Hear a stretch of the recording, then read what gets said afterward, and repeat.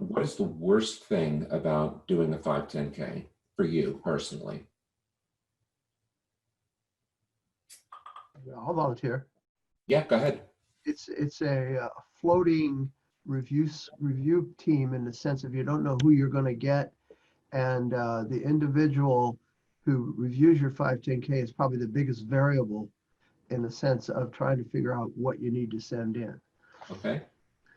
Next, anyone else? The tedium, like just how many places identical information has to show up. And if the client changes one word in the intended use, then you're like scavenging to the dozens and dozens of places where you have to say the intended use to make sure that every word is exactly the same in all 12 places. I'm laughing because Jan just asked to be promoted to panelist and then she walked out of the room. All right, thank you. Tedium. Next. Yep. Rob, Corey? Pain points on the biocompatibility side, and it has to do same thing with the reviewers. It's always reviewer dependent. Okay.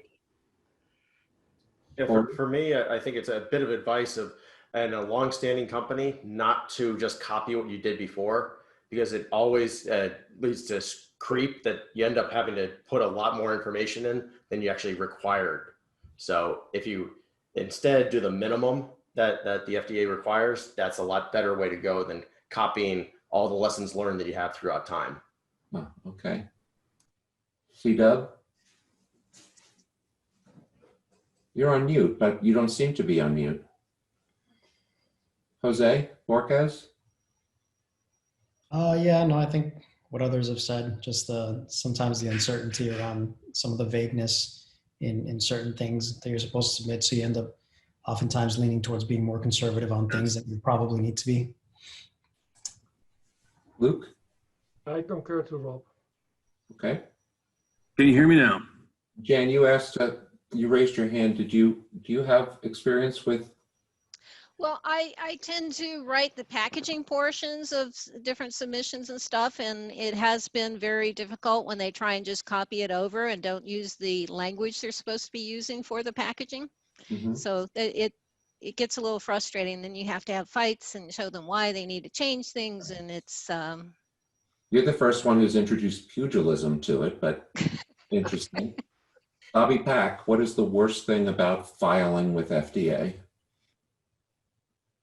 Pick one. And it depends on the week. Because it changes over time. But I think the most difficult thing is when you get reviewers that give you inconsistent feedback. One reviewer says one thing and the other one says something very different. J. Lawrence Stevens had the same contribution before you joined the call. Yeah. You'll probably do a 510K or something like that before you let her to file, and the data will already be in the system. That is correct. Okay, go. You start by clicking on add a new project, where you provide 3 simple details. You just give a project name, give a planned date of submission to start with. So you can select from one of these templates directly. We'll go ahead and select, let's say, a traditional 510K. Just going to take company. If it's already registered with the FDA's registration database, this actually pulls up the company's name already, which you can directly use. Nice. And this information is not only used to create your profile of the project, this is also used to auto-populate some sections of the 510K where this information is needed. So everything that you're doing is not a wasted effort. You click and then you create a project. You will see that it comes on the top of your dashboard. For the purpose of demo, we'll go ahead and pick a project that I have already created. There are 4 important parts to the templates, or so as to say the framework of the 510K or any other project as a matter of fact on Essenvia. One is the master information, where you have these details that are repeated consistently throughout the submission in 20 sections. And are also things that are very living. They change all the time. So you need to go back and then make those changes over and over again. You taught me that most or all, actually, I think you taught me that all 510Ks have 20 sections Yeah. And all 20 should be submitted, even if the entire section says NN. That is correct. That is correct. And Dan just pointed out my carelessness in not properly introducing you or giving you a chance to say who you are, what you do, why we should care. Give me just a little background on how'd you get into this business? Oh, okay. So this was started from my capstone project at UCLA MBA. I had several founders who were my classmates who were very confused about the regulatory landscape. They did not know where to start, what to do, how to get started. 510K was the preferred pathway they had heard of, but they had no clue how to go ahead with where they are to, needing a strategy, to creating a 510K and so on and so forth. And there were just so many of them. That led to our a business plan competition. And then, I've been with the life sciences healthcare industry for over 15 years. So I'm very intimately familiar with several processes, but the regulatory side kind of almost seemed like the tip of the spear, which, drives almost everything within a medical device company, whether it is a startup, small business, or a large company. And that is what led us to building the 510K tool first, because that's one of the things that we saw had huge error rates, very cumbersome and tedious, no specific tool or platform that was directly focused on developing good 510K or other regulatory submissions. So it almost was an opportunity that seemed like needed to be created specifically for the industry and for medical devices. There are things on the pharma side, but they are much more structured. Nothing on the medical device side that we had seen, at least, the way we conceptualize it in terms of the types of automation we can build in, consistencies we can bring forward to, and, taking the tedium out from the mundane work. Thank you. Let's go back to master information as you were showing us. Sure. So as you would see, the applicant information, the primary contact, which we used for creating the project, is already in here, right? Nice. This is also information that directly goes into several parts of the section. Example being the CDRH cover sheet. You will see that the details of the submitter and the applicant are automatically populated. The next part is the product information. This is typically where the engineering team or medical device companies fill up this information. So purpose of the device is nothing but that's something that translates in regulatory terms into indications for use eventually after a regulatory specialist or consultant has looked at it. Are we looking at one you built already? Because you didn't type that in just now. How did that show up? I have typed this already just so that, okay. but ideally you would actually go in and, The reason I ask is because you started by, it seemed as though you were starting a new project and now I'm seeing this stuff filled out, so that I was confused. No, you missed probably a part where I said I created. Okay. That's when I looked down at my phone because it's a busy morning for me. Pardon. You fill in the device description. There are other things that we've done. We've integrated with FDA's database. So, product codes, as soon as they are typed, they will actually pull in the information from the FDA's database directly. But not only that, not only does it reduce the typo errors or the job, it also reduces the work of actually typing it in several other parts of the section or the submission itself. So as soon as this data is updated, including the predicate device, which we also connect to the FDA's database, this auto-populates information in section 2, which is where it requires this information here, right? The predicate device is here, right? But also in sections like the 510K summary, the cover letter, the substantial equivalence section, and so on and so forth. Right? Nice. Yes, I recall talking with someone who said that oftentimes you have the same data fields, and today you have to go into each of the 20 sections and put it in. And you're saying that I can fill it in once in master information and then it's nice. Where you are able to real-time track the status of all the files you've requested from your team members or you have added in, and also the progress of each section. We have a link. All you have to do is click here. I'm selecting all sections, which means once all of the content is there, all you have to do is select and then click on generate preview. It's already bookmarked, as you will see, including the appendices. They're all paginated. So you number all your subsections and tables and figures.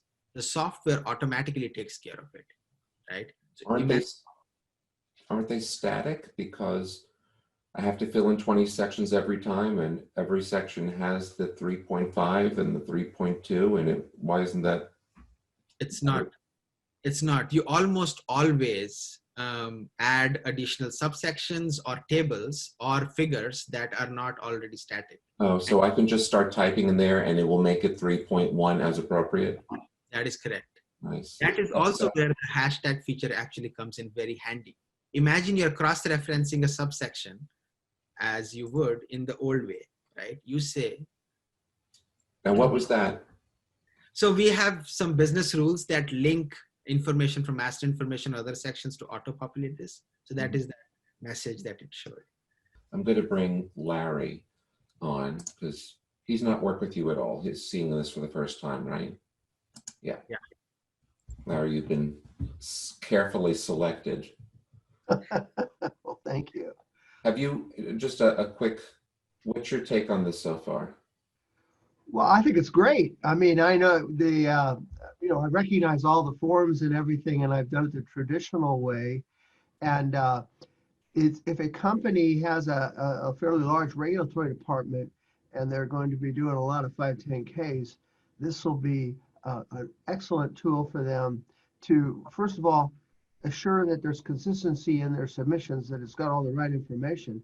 And the other is the speed with which it can be done, because it takes so long to sit there and fill out forms and do all that's been the traditional way of doing it. So I'm obviously, success stories will be good in the sense of people who've used it and who've prepared 510Ks and did not get any deficiencies noted in them when they sent it in. That kind of success story with just the demonstration abilities would certainly be a product that I'm pleased to see from a regulatory perspective. Right. And of course, he paid me to say that too. No, he didn't. You've never met before, have you? By the way, Soumya, you've taught me that in your point of view, and Larry, I'll be interested to see if you concur. You recommend big company, small company, no matter what, you recommend always take advantage of pre-submission because it's like free FDA consulting on how to do it right and get it done the first time. And your software has a pre-submission module? Yes, it does. And it would take all the good stuff from there, and would it populate master information for me? Yes, it does. And on down to the 20, so you don't have to. So a pre-submission is essentially the most important part of a 510K is your device description, substantial equivalence. Actually, one of the key parts, I would say, right? Not the most important. There are definitely other things. What you do in pre-submission is you essentially go to FDA and get feedback on these sections. So you've almost already created a draft substantial equivalence and performance test table that is also going to be reused in your 510K. You also kind of get some indication on the indications for use that you would use. So all of this information is already there when you're creating a pre-submission. It definitely is a huge time saver if you created a pre-submission on Essenvia, because you're able to port all of that information directly into the submission document. Thought just came to me. Is there a section for like the FDA questions and comments that you have to reply to? Because I just worked with a client that had multiple 510Ks out, and every single one of them received about 10 to 15 questions on cybersecurity. All of the 510Ks had software in them, and then all of the 510Ks across the division had the same questions on cybersecurity. So if that would be considered an additional request, additional information request, an AI? yes, and then when they ask for the same information on the same type of submission that many times, you may want to think strategically that that's a good thing to add to the next submission with software in it to prevent those questions from coming out or from being asked. So is there a way to track like AIs and things that you might want to look back and collate and say, okay, FDA is giving us a signal here? Yeah, so we do have a notes feature, but which we are enhancing to add correspondences from FDA. Okay. We actually supported 2 AI requests already, and they were templates that we used to customize. Because what I've seen is sometimes AI requests are written in such a way that you reference the old section and then you write, append your responses. I've also seen AI responses where you completely ignore the sections and just add FDA's question and provide supporting documentation. So but the fact that we're able to do those templates and link them to the 510Ks gives us that ability to be able to kind of manage that historical data and learn. For those of you in TV land watching it later, we are recording this on October 2nd, 2020.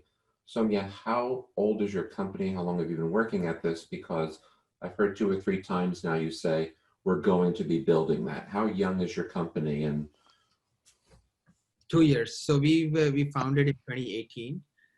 We got our first 510K, official 510K started in March 2019. And since then we've done 5 510K submissions, 3 approved, 2 pre-submissions, and 3 technical files. There are about 25 510Ks and technical files, combination of them, in progress as we speak. I'm going to put you on the spot, risking an answer that will not help you. Have you had any kickbacks, any RTAs yet?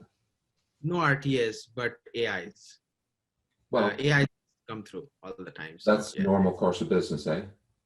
Yes. I mean, one of the goals to be actually have everything in AI is, to Andrea's point, learn from them so that the next submission that goes out can be slightly better, right? Hopefully with what the software can learn and what information we can provide through the so-called Genius Assistant, we are hoping that, you will kind of at least reduce, if not completely eliminate, because it is very reviewer subject to reviewers as well. Right. Sometimes questions pop up in RTA that you wouldn't even expect you would actually expect to come in substantive review as well. Well, fan favorite Michelle Lott is on the call, and I know that you guys have been working closely together, and she's been giving you feedback. Michelle, can you chime in a bit and answer a question that I'm not smart enough to ask about your experience with it, or where you'd like to see it go, or anything like that? Well, Soumya has been very collaborative, and a lot of the stuff that where he's like, we're building that or that's coming next, has come directly from him working with me and his other clients and really hearing what our experiences are with the 510K process. And then, just further honing his tool around that. So his basic platform is going to be great. It is great already. But one thing that we've done and that is really helpful is that if you have a particular product type where you're doing 510Ks over and over again for that particular product, he and I work together to build a platform specific to that product. For example, I'm doing, a lot of mask submissions right now. And we built a platform based off of the FDA specific guidance document that had a very special and customized master information section in it. And I'm going to use that platform for all of my 510Ks going forward. And then FDA is changing informally, they're changing their position on masks, it seems like every other week. So as I get new feedback, we're going back to that raw template and customizing it with the FDA latest thinking. So other customers who don't work with you, who get, I guess, a license for the software, will already have up-to-date FDA guidance on how to submit. So that's great. And I think I heard you say that it, again, I'm somehow Rob's issue about using the same thing over and over again really stuck with me about there's going to be a lingering error in there, and it's going to, Rob, I want to check in with you again. Does this all sound consistent with, oh, that's great, or do you still see a lingering issue potentially? Yeah, having lessons learned and having a template that you can evolve with time is definitely incredibly valuable. It was more just a caution that you don't want to take those lessons and have it so there's bloat to it, that you're doing more testing, more information than the FDA actually needs. Because anything you tell the FDA, they'll start pulling at those threads. So my MO is to basically give them as little information that makes them happy. Thank you. I think the key here is that what we're doing with the templates has nothing to do with content. And I think that where you can kind of get in trouble with those types of details is when you're reusing actual content or regulatory test strategies. Except for in the case of the masks, in the past 2 weeks, I have received very specific feedback that the FDA is not going to accept anything except for 3 non-consecutive lots that have 32 samples per lot for a total of, I think it was 96 samples. And if you don't have that, then you have to have an extremely elaborate justification for how your manufacturing and materials processing does not introduce variability to the quality of the masks. So, but that's a strategy level that I know that's not something that you could build or would build into your raw base template. Mm-hmm. So all you fans out there, don't forget to call Michelle because you probably still need her help. Dwayne and Jan, did we address your what about my biocompatibility and what about my packaging questions? For me, I'm good. And actually, I just wanted to ask another like a business development question. So you could sell this software to consultants to use? Is that the goal of this? That would be one of the major channels, yes. Yeah. So, companies like Covance, NAMSA, large CROs that have, 20, 30 regulatory consultants in their company, I could see how this would be very, very useful. I mean, especially being when I was in NAMSA's regulatory department, to streamline everybody's submissions and be able to comb through that without having to reach out to someone. There's a lot of value there. Obviously I'm at Covance now, so I can make an introduction to our head of regulatory. If you'd like to, once you firm this up, you want to make a pitch. I could definitely make sure that happens. And I also know the head of regulatory at NAMSA very well. And tell all your friends there. Tell all your friends. Tell all your friends. Yeah. Yeah. So, if you want to make an introduction, I could send you my email or Joe can give it to you, but feel free to find one that are on Slack because we don't need email anymore, which is an arcane system. Thank you. Exactly. And no, there's nothing in there on the sterile packaging that I can see that would be helpful at this point in time. Because sterilization and shelf life section is not helpful, you think? Well, that is biocompatibility requires you to do it in the like primary or sterile barrier system, but it's not showing anything about performance testing of the sterile barrier, shelf life of the sterile barrier, and by human factors testing that is now required by the FDA too. I can see where this is really good if it's not a sterile product. Maybe as he continues to build, can he tap on your shoulder and make sure? Yeah, I think it would be good because there is a guidance document out there that everybody you're supposed to be using that the FDA accepts. Mm-hmm. Okay. Thank you, you too. Andrea, Ruth, you're all set too? I'm trying to move along because we're already. We have a question from Corey in the Q&A. I saw that. I was going to kick some people off and then bring him on. So let me do that. Andre, you've been well appointed and patient. Go ahead. First off, sure. First off, Soumya, I think this is great. We're in the midst of 2 510Ks right now, and I could see how this makes life a lot simpler. Just a real quick question, because we're actually dealing with it right now. how does this handle multiple predicates and multiple product codes? It works. So you can add multiple predicates and product codes. Yes, we are working with an IVD company that has 8 product codes. So that is by far one of the outliers, I would say. I've not seen, maybe Michelle, you have seen something maybe even more, but 8 product codes is definitely one of the outliers. Yeah, that's a lot. No, we've had, 3 or 4, but never 8. So here and correct me if I'm wrong, Soumya, it works almost a little bit like Excel in that you're in these tables, you can add rows and columns and so you can expand or contract the tables as necessary. Yes, so you can add rows below and then add additional product codes, and it will automatically pull them up.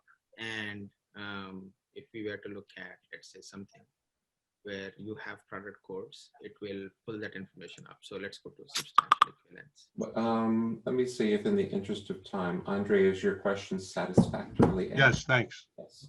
Jose, you had a comment or a question?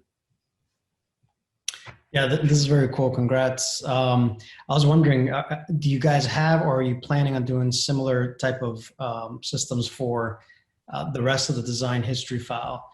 So, for example, typical DHFs have a lot of common components, whether it's your project plan or your requirements, DFMEAs, those sorts of things. And I could see this also being valuable for something like that. Is that in the pipeline? Our goal is to be able to facilitate the design control process by integrating with a QMS or multiple QMSs. We want to be QMS agnostic, so as to say. But yes, that's definitely in the pipeline. All right, great. I think that'd be very valuable. C-Dub, you're next. Yeah, the system looks great, and yeah, certainly enjoying the demo. I guess my question just has to do with over time, how the system is managed. So let's say I've got a submission, I submit in July, and I've got AI requests in November and December. When I'm in December, can I automatically go back and see what it looked like July? Is that built into the system, or do I need to save different versions of the project to be able to go back and see that historical perspective? So today you have to save version, but we are making a deployment tonight, which will actually almost be like Google Doc. So you will see multiple versions being taken.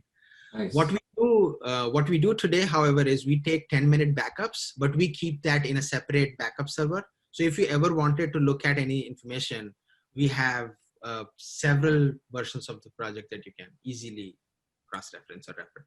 In the spirit of moving things along, are we at a reasonable place to put the 510K part away and move to a letter to file, which is how today's session was advertised? Sure, we can do that. Letter to file is more post-market. And again, I'll encourage folks that I'm pushing back into the attendee pool to just raise your hands or write a question when you want to come back or comment. So,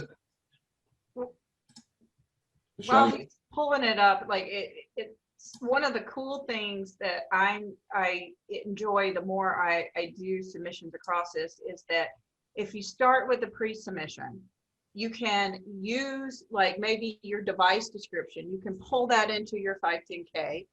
And then when you do a letter to file, you can pull the relevant information you need from the 510K into your letter to file. So it really helps you manage the life cycle without having to do a lot of copy and pasting, a lot of scavenging for information, trying to locate your original Word documents, all of that logistics. I know, you are a regulatory consultant that trades in doing many of these, and your livelihood is somewhat a function of how many of these you can accurately guide people through it over the course of the year. Do you believe that your overall throughput will be greater because of this, and therefore you can make more money? Absolutely. It saves my team time in preparing them so we can get them out faster. and move on to the next one faster. It improves our quality and the chance of one of the copy paste errors, or that a client changed something at the last minute and we didn't catch all the dozens of places that it was at. And then for me, the clients really enjoy, it has a dashboard built into the project tracker, so I can email them a dashboard about the % we're complete. So the overall client experience is better as well. And I would think cheaper, right? You have fewer billable hours and it's less expensive for them. Yep. And my team gets to do what they're good at, which is the strategy, you know, not the administration of how well can you Your do team a is good at the PDF. administration part too, but they don't enjoy that part. Right. I just promoted Rick. He had a comment to make, and if you'd like to make that, you can, and then I'll push you right back. You're on mute. You're on mute, Richard.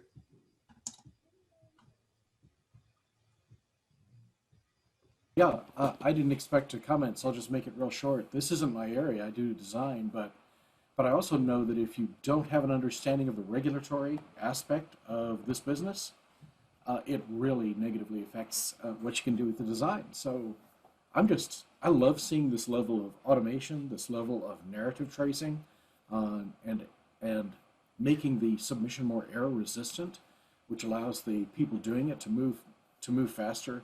These are the kind of things I try and do in my own business. So bravo. I mean, this isn't my area, so I didn't expect to even be on the screen, but really neat. Thanks, Rick. Okay, let's continue. So letter to file is more of a post-market work when your product is already, your establishment is registered, your products are listed with FDA, right? Any change that you make, FDA requires that you assess that change regulatory wise to find out if it's a significant change that can impact the performance and safety of the product, right? And FDA requires you to have that documentation internally showing that you did go through the decision tree analysis to arrive that you don't really need a 510K because it is not a significant change to the product's initial clearance. Right. So what we have built here is we have automated a 22-page decision tree into simple questionnaire where you can just go in, answer a few questions as yes or no. They're very easy to understand. And it'll show you if your changes do in fact significantly affect the safety or effectiveness. Nice. In which case you should exit and actually create a new 510K and not a letter to file. But if everything else goes well in terms of the changes, if it is a minor change that you're doing, right, then it automatically goes in and creates your letter to file with the description of change that you have updated in the master information. Very same concept, similar concept in terms of what we said. It updates your entire checklist, which as I'm just scrolling down, you can see how many questions are there, right? And all you have to do is just go in and give references to the SOPs that were impacted, which is because you're doing this in conjunction with a change impact assessment on the quality side. So this always has to go hand in hand, right? And typically with companies that have some level of software built into their product, or if it is a software as a medical device, you make very frequent updates or upgrades after even the device is cleared, before you go out and start selling or after you start commercializing a product. So this is something that, you know, software-based companies or medical device companies would do almost 10 to 15 times a year at a minimum, right? So we've There are only 2 sections in any letter to file. This is my ignorance. There are only 2 sections, but you will have supporting documents that you need to attach to say that this is your benefit risk analysis that you performed. This is the review of the SOPs that you've done, and you have to provide all of them as references along with the letter to file, and then file it within your company. So it's a much simpler thing, but that's where it is. It's the number of times a company has to do it and the process of going through the decision tree of 25 odd questions to find that out. So we've kind of automated that process completely. And again, if you've done a 510K before, it automatically pulls in a lot of the information directly into the submission, and you can go ahead and do this with much more ease. Today, what I see is companies put this aside, assuming that you can wait for a little bit, collect all the changes that you've done and do this one time because it is such a tedious process. But FDA requires that you actually assess every change independently, and then also as a combination that, are all these changes together now a significant risk to the performance and safety of the product itself. So this is the letter to file process that we've built or automated. So at the risk of sounding as though I'm minimizing it, is that it? Because we called the whole section letter to file, but that was a 2-minute sidebar. it is. It's that simple. Once you've done the other thing, that's all you have to do. Yes. Promote Larry again and ask him about his experience auditing the letter to file processes. I would, but regrettably, Mr. Stevens had to go to another call. Oh, shoot. The way to think about this is, again, as Michelle said, life cycle. When you do your next 510K, you are required to attach all your letter to files into the next 510K. So if we look at this as a process and we ignore the letter to file, it does impact your next 510K, because now you're scrambling to go back and look at all your changes, put all these letter to files that you did not create or did not have, and then also create the 510K. So this definitely is kind of a link in the life cycle. I'm promoting Joanne because she had a question, and I have to read Corey's question because it's funny. He says, and now the $1 million question, what does it cost? And then he says, well, I hope it's not $1 million question, which I think is pretty funny. So instead of answering that question, I would like it if folks left a comment, 2 comments. One is, on a scale of 1 to 10, how useful do you think this tool is? And the second comment is, what do you think the value to it is? That is, how much do you think it would be worth it to you, your business, your company, to use this type of software? Joanne, I think, or do I need to unmute you? Yeah, unmute. And do you want to go ahead and ask your question? And as she is finding that button, Jan writes that she's had 100 pages to add to the letter to file in the past. And that's just the packaging part. Oh, no, she meant 10, which is quite different. You get the idea. Joanne, you're up. Can you please explain how this might connect, if it does, with the change control process? So if you have a QMS or whatever you use for design tracking or change control, we can absolutely integrate with it and then track the files as they come in or change, or track the SOPs as new versions are published.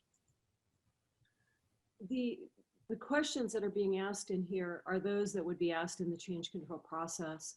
And I'm sure that the FDA would want to know that you do have a change control process. So I'm wondering if there's a place that you might list the CC number here, or would you do that in?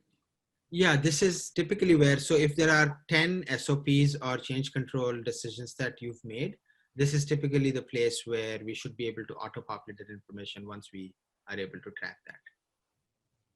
Auto-populate. Okay. How does it auto-populate? That's interesting. So our goal eventually, it depends on the level of integration we are able to do with a change control process. If it is an EQMS, we are also able to at least understand the SOPs that get impacted, pull in at least additional details like notes, the change control number, the SOP name, and things like that. And that's how we are able to capture. it depends. Like one of the document control systems that one of the customers is using, they have a metadata that actually gives you a lot more information than some of the other EQMSs. It's something that we'll have to see which of this information we can auto-populate or take in. Okay, thank you. Lucia gives this a 10 out of 10. Thank you.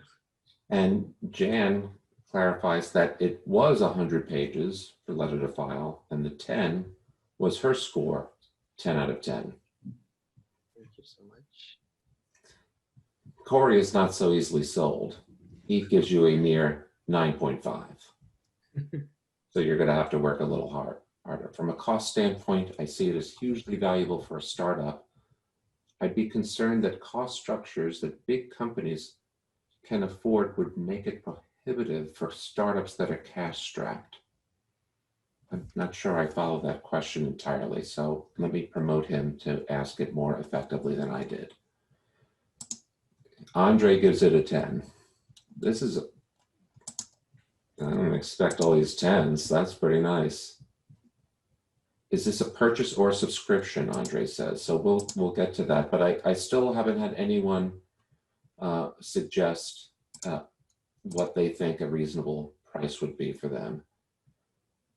Yeah, and so my point, I guess I was just trying to make, you know, I've seen, you know, other services like Greenlight Guru that, you know, things like this are extremely valuable, but for startups where it's sometimes even more important that they have systems like this to try to manage all the information and the data, that the cost structures just end up being prohibitive, and the startups talk themselves out of it, or like, no, we'll just manage it via, you know, Dropbox and all those other services, and they end up paying a bigger price in the long run. And so, yeah, that's, I guess, just my comment is, yeah, if there's that it's going to be out of their reach.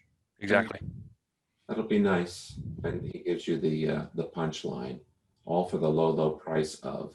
Right. Because I don't really know the whole answer, because it is a function of things, but I know that it's like way less than you think. Dwayne Mancini writes, there is no such thing as a 10. He's giving you a 9 out of 10, which is dragging down your overall average. This is going to be very valuable for large medical device companies and CROs. And Andrea wrote that, well, actually, let me go back to what she wrote. She wrote, I love the letter to file section, incorporation into 510Ks. I've seen large companies ignore that little fact. And yet she says she's still around a 7 to an 8. And I wrote her back and I said, why? And she's not yet written me. So we'll see about that. And Michelle, what do you think? Thanks, Corey. A 10 out of 10. And the fact that you helped design the thing, does that have anything to do with it? Or? Help design the thing. It's an ongoing process. It isn't done yet. Well, and it will never be done because the FDA is issuing new guidance documents like every 3 weeks, not to mention the MDCG. It's always going to be living. And that's one of the things I like about Soumya is that he's very aware of all those pressures and that his tool does need to continue to evolve to match the regulatory expectations. Fair enough.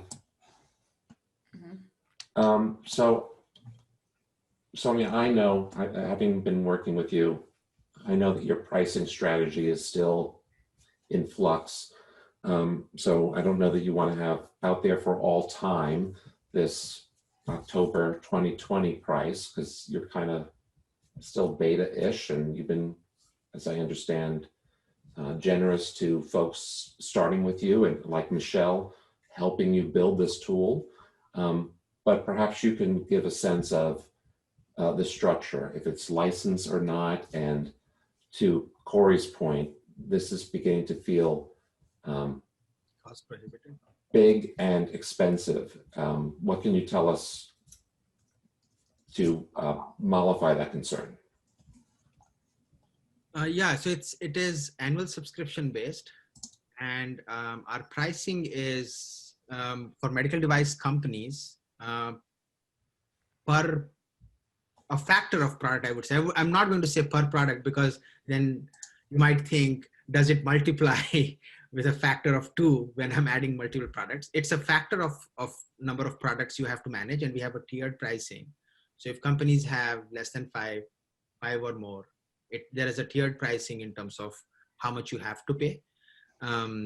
And it is annual subscription. As a marketer and your marketing friend, I'm going to push you to give me as simple an answer as you can that I can actually retain. It's annual subscription per product. That's it, right? You don't have to pay for every new submission you do. If you were to do 10 pre-submissions, 20 letter to files, or 5 510Ks in the same year for the same product or device, you don't pay extra. It's all baked in as a single package. That's how it is. Okay, then I'll throw out a number. I will say that somebody had mentioned Greenlight Guru's pricing, which is exorbitant for a startup. It is not. We're not even in the. It's a very practical and doable number for their budget. The number I have in my head for Greenlight is like 60,000. If I'm a startup, Soumya, I'm getting out of here for less than 10, right? Yep, absolutely. Probably less. Absolutely. So we're talking like 15% of the price of a Greenlight Guru. I did that in my head, trust me. Andrea writes, she's still here. The regs are changing here. I'm gonna, okay.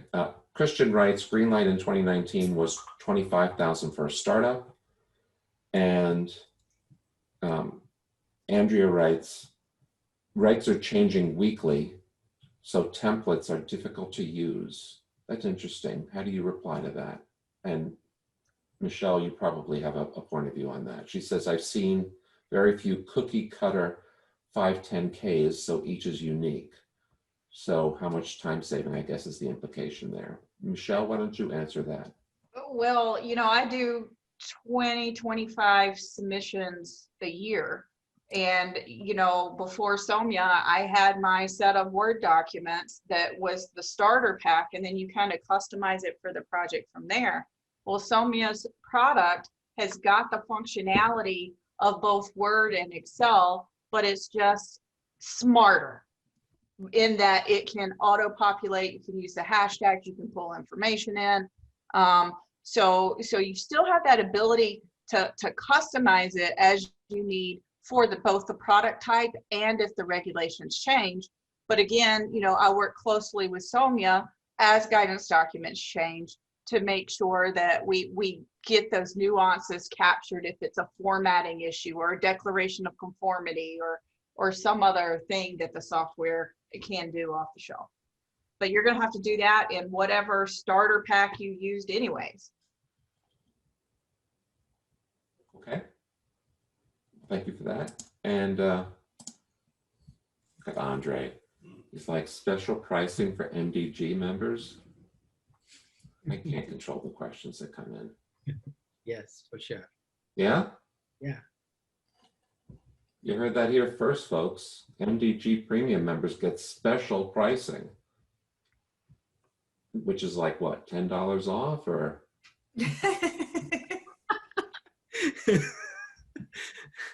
No, see that? Thanks, Andre. Another reason to be on premium. Maybe we can work out a thing where your MDG premium subscription is basically covered by the amount of the discount. We'll talk about that.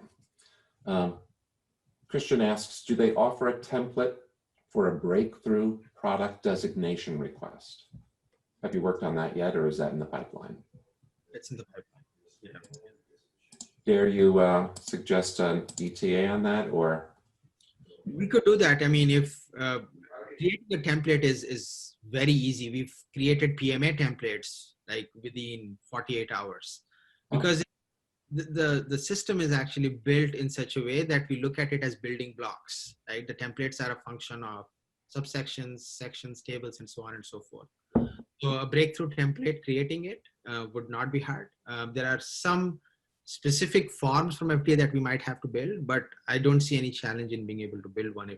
Christian is not an MDG premium member. I don't know him. So maybe you can tell us where you work and what you need, and I can put you in touch with Soumya. And, you know, of course you don't get the discount because, you know, you're not a member, but Corey is impressed. Thanks for coordinating the demo. He has to run to another meeting. And as I mentioned at the top of the show, I have to run out of the house as soon as I hit the leave meeting button. If there's anything else that anyone wants to add real quick, Lee, you had raised your hand. I promoted you, but I've not heard you yet. If you want to type something, go ahead and do that. Final words from you, Michelle? Give Soumya a call if you're going to do a submission. Save yourself time, money, and headache. Soumya, closing words? No, thank you for joining. I think the feedback was very spot on. It definitely will help. And then I'm happy to, you know, talk more about the pricing or any other questions that anyone might have. Just reach out to me, and happy to do another session. Thank you for today. This was great.